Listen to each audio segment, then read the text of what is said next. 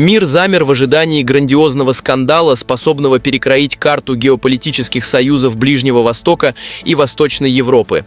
В порту Хайфы бросил якорь призрак большой войны – сухогруз, чьи трюмы забиты не просто пшеницей, а горючей смесью из обвинений в мародерстве, международном пиратстве и политическом шантаже. То, что начиналось как локальный инцидент с логистикой, сегодня официально превратилось в беспрецедентный дипломатический клинч между Украиной и Израилем, где на кону стоят не только миллионы долларов, но и само понятие «международное право».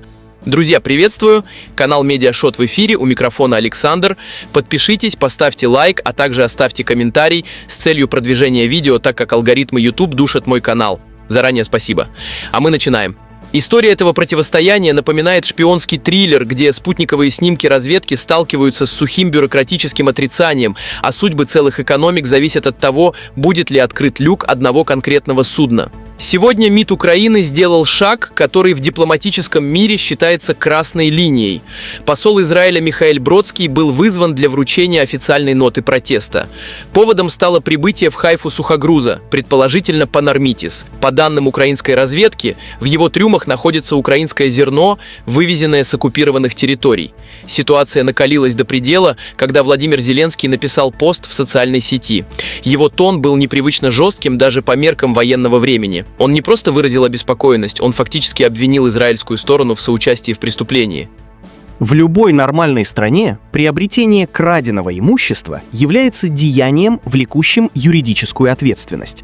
Это в полной мере относится к зерну, украденному Россией. Еще одно судно с таким зерном прибыло в израильский порт и готовится к разгрузке. Это не является и не может быть законным бизнесом. Израильские власти не могут не знать, какие суда прибывают в порты страны и какой груз они везут. Слова президента прозвучали как ультиматум. Для Украины этот вопрос принципиален. Зерно является ключевым ресурсом для поддержания экономики, и каждая тонна, проданная в обход официальных каналов, рассматривается как прямое финансирование их противника. Президент подчеркнул, что Киев уже не просто наблюдает, а действует. Готовится пакет санкций, который может стать черной меткой для мировых перевозчиков. Если эти списки будут синхронизированы с европейскими партнерами, как того требует Украина, любая компания, прикоснувшаяся к токсичному зерну, рискует оказаться за бортом мировой финансовой системы. Это прямая угроза не только судовладельцам, но и конечным потребителям, тем, кто надеется заработать на дешевых ресурсах с сомнительным происхождением. Однако в Иерусалиме на эти угрозы смотрят под совершенно другим углом. Ответ израильской стороны не заставил себя ждать и был оформлен в лучших традициях жесткой ближневосточной риторики. Министр иностранных дел Израиля Гидеон Саар на экстренной пресс-конференции в Иерусалиме ввел в международный лексикон новый термин – «Твиттер-дипломатия». По мнению Саара, Киев пытается заменить профессиональную работу юристов и следователей громкими заголовками в социальных сетях. Мы, конечно, отвергаем такую дипломатию в Твиттер. Теперь о фактах. Генеральный директор нашего министерства сегодня уже общался с представителями налоговой службы Израиля, которая начала проверку по этому вопросу. Когда вы что-то проверяете, вы сверяетесь с фактами. Судно не заходило в порт и еще не предоставило документы. Проверить достоверность украинских заявлений о подделке коносамента невозможно. На данный момент украинское правительство не подавало запрос о правовой помощи. Оно опубликовало твиты. Кроме того, украинское правительство не предоставило никаких доказательств своих утверждений. Это необходимо, когда заявления касаются преступных действий, совершенных за границей. Израиль – правовое государство. Израильские власти обязаны действовать в соответствии с законом. Юридические дискуссии должны основываться на доказательствах. Как я уже сказал, мы отвергаем дипломатию в Твиттер и не позволим ей влиять на наше решение. Мы еще раз обращаемся к нашим украинским друзьям. Если у вас есть какие-либо доказательства кражи, предоставьте их по соответствующим каналам. Позиция Иерусалима проста и в то же время неумолима. Если есть доказательства кражи, предоставьте их через официальные каналы правовой помощи, а не публикуйте в интернете. Саар обвинил украинское руководство в попытке оказать давление на суверенное государство через общественное мнение, игнорируя при этом необходимые юридические процедуры. Между тем, пока политики обмениваются колкостями, в самом порту Хайфы ситуация остается подвешенной. Сухогруз Панормитис находится под пристальным вниманием налогового управления Израиля. Ведомство уже начало проверку документов, но, по словам израильских чиновников, на текущий момент никаких доказательств нелегального происхождения груза не представлено.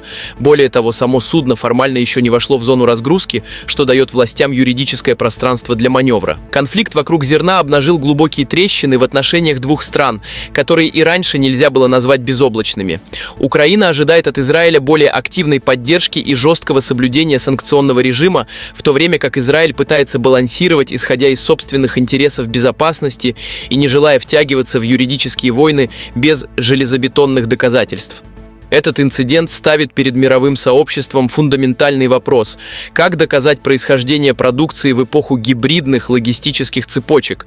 Современные технологии позволяют отслеживать путь каждого судна, но юридически закрепить факт кражи гораздо сложнее, особенно когда речь идет о насыпных грузах. Украина настаивает, что данные разведки и спутниковый мониторинг портов отгрузки являются достаточным основанием для задержания. Израиль же требует процедур, которые могут длиться месяцами. Если Киев действительно пойдет на введение санкций против компаний, работающих с израильскими портами, это может вызвать цепную реакцию. Европейские партнеры Украины находятся в сложном положении. С одной стороны, они поддерживают Киев в защите его ресурсов, с другой, Израиль остается ключевым стратегическим партнером Запада в регионе. Пока в Хайфе решается судьба одного сухогруза, в Киеве и Иерусалиме накаляется ситуация, способная изменить климат в отношениях двух стран на долгие годы. Дипломатия против буквы закона. В этом противостоянии победит тот, чьи аргументы окажутся более весомыми не только в медиапространстве, но и в залах международных судов. Но одно ясно уже сейчас. Эпоха, когда можно было торговать ничейным ресурсом и оставаться в тени, безвозвратно уходит в прошлое.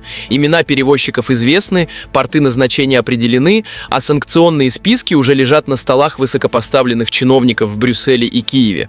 Осталось дождаться, когда первый юридический молоток опустится на этот зерновой узел. Пишите свое мнение в комментариях, ставьте лайк и подписывайтесь на канал, чтобы не пропустить новые видео. С вами был Александр. Всем пока!